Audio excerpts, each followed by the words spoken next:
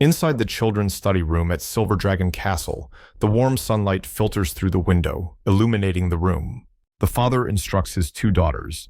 "Just follow what I taught you," he says while demonstrating. "Just like this," he adds, focusing on writing as the girls watch closely. The father writes their names on the paper. "I wrote your names here. Please imitate this and write them a few times," he instructs, showing the girls the examples. Menenva Matville and Noavi Matville. One of the girls looks at the paper with a frown, holding it up. "Not as good as what my mother wrote." She mutters, causing her father to shout, "Hey!" The younger daughter, with curiosity in her eyes, asks, "What is Dad going to do?" The father explains as he gets up, "I just forgot to give something to your mother. I'm going to give it to her." As Kanan leaves the room with a wave, he assures the girls, "I'll come back to check later." Mina looks at him skeptically and asks, "Is he stupid?" Mina, though composed, is somewhat flustered by her emotions. Yuli notices her change in demeanor and playfully teases, "But you seem to be somewhat happy." Mina, trying to stay focused, responds, "No, I'm not. Go and write it down quickly." Mina's face flushes with a hint of embarrassment as she stares ahead in silence. Her emotions seem to be catching up to her, but she remains quiet. Outside, at the grand gate of the Silver Dragon Castle, a gathering takes place. The guards stand watch as someone of importance approaches. Aisha Melkvi, the Red Dragon Queen, arrives with her signature poise and commanding presence, her piercing red eyes scanning the area as she prepares for her next move. Aisha Melkvi, the Red Dragon Queen, stands tall at the Silver Dragon Castle gate. The moment is interrupted as her sister leaps into her arms with a joyful cry, "Sister, long time no see." Aisha smiles warmly but hides her slight discomfort as her sister, with glowing energy, remarks, "I haven't seen you for a year. You look much more rosy." Aisha hesitates. "Really, no, I don't think." The light mood shifts as her sister curiously inquires, "I heard your husband has woken up. Why can't I see him?" Aisha looks momentarily uncertain. Aisha calmly responds, "He is feeling a little unwell today and cannot meet for the time being."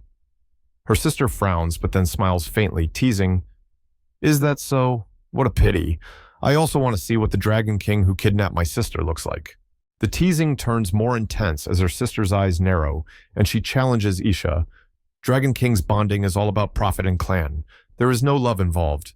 But you and the man in your family who got married and had a baby at the speed of light, your relationship should be very good, right?" Rossweiss, her face flushed with frustration, exclaims, "Does being married and having children mean that the relationship is good? I am not attracted to him. Not now, and not in the future." Aisha, with a calm expression, thinks to herself, "Still like to be tough as before." Rossweiss lightens up, hugging Aisha from behind. Okay. It's been a while since we last met. Let's go to the garden and chat while walking," she suggests cheerfully. The two sisters walk arm in arm, sharing a quiet moment together, their laughter echoing as they reminisce about old times. From the window, a figure spies on them. It's Kayelo, peering through a telescope. "She is Rossweiss's sister," he mutters to himself, trying to understand the sudden reunion. Looking at his telescope with a curious smile, Sieg remarks to himself, "Then let me try to see how far the dragon pattern can reach." He appears determined and intrigued by the idea of testing the Dragon Clan's capabilities. Meanwhile, Rossweiss and Aisha are walking together in a beautiful garden. Rossweiss comments, "The Dragon Clan has been a little unstable lately, especially the Red Flame Dragon King. That guy has been very active recently." Her tone is filled with concern as she mentions the unpredictable actions of the Dragon King. Hearing the name Constantine, Rossweiss stops in her tracks, her expression serious. "Constantine? Really?" she questions, disbelief and curiosity mixing in her voice as a fiery image of the dragon appears behind her, indicating the gravity of the situation. Aisha stands by Rossweiss's side and responds calmly, "Hasn't Constantine not been seen for years?" Rossweiss listens intently, but Aisha continues, her eyes narrowing. "Who knows? He is a hot-tempered guy. Maybe he wants to take the opportunity to expand his territory." Suddenly, Rossweiss feels something odd happening inside her. Her chest glows as a magical pattern appears, shocking her. Her eyes widen as she exclaims, "The energy seems powerful and unpredictable, leaving her stunned. A close-up shot reveals Rossweiss's eye filled with concern as she thinks to herself, "At this time..." Something seems to catch her attention, making her appear alert. Aisha notices Rossweiss's sudden change in expression and asks, "What's wrong?" Ross Weiss quickly brushes it off with a smile, saying, "No, nothing, sister. Please continue." She tries to maintain her composure, but something still seems to be bothering her.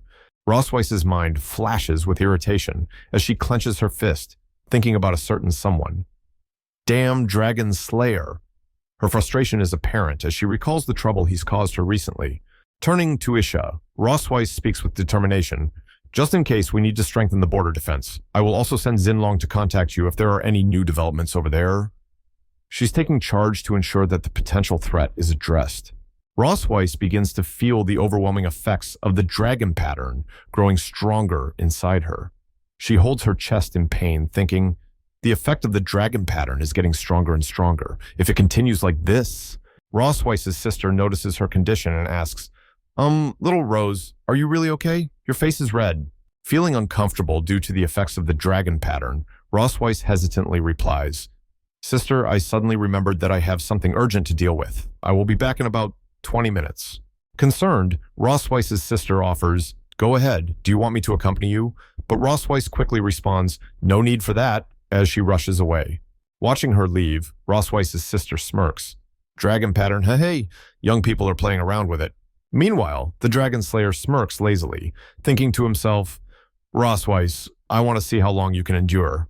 Ross Weiss bursts into the room, yelling, "Leon!" Tom, clearly agitated. Leon, surprised by her sudden appearance, quickly turns around and asks, "Hey, how come you're back so soon?" Ross Weiss, grabbing Leon by the shirt, furiously accuses him, "You deliberately chose this time to make the dragon pattern resonate, just to embarrass me in front of my sister." Leon, with a calm yet mischievous expression, thinks to himself, "I'd better pretend to be innocent and fool you." Out loud, he asks, "Is it wrong for me to want you?" Leon, confused by Ross Weiss's sudden aggression, stammers, What? As she continues to grip him, her emotions clearly running high. Ross Weiss, overwhelmed by a mixture of anger and embarrassment, blushes intensely, her eyes wide with shock. Leon watches Ross Weiss cover her mouth in shock as she steps back. Leon thinks to himself, "Looks like it worked. At least she's disgusted by me now, right?" Ross Weiss, flustered and red-faced, snaps at Leon. "Shame, shameless. A defeated prisoner is talking such rubbish. Put away your dirty thoughts." Ross Weiss continues to fume, but inside, she questions her reaction.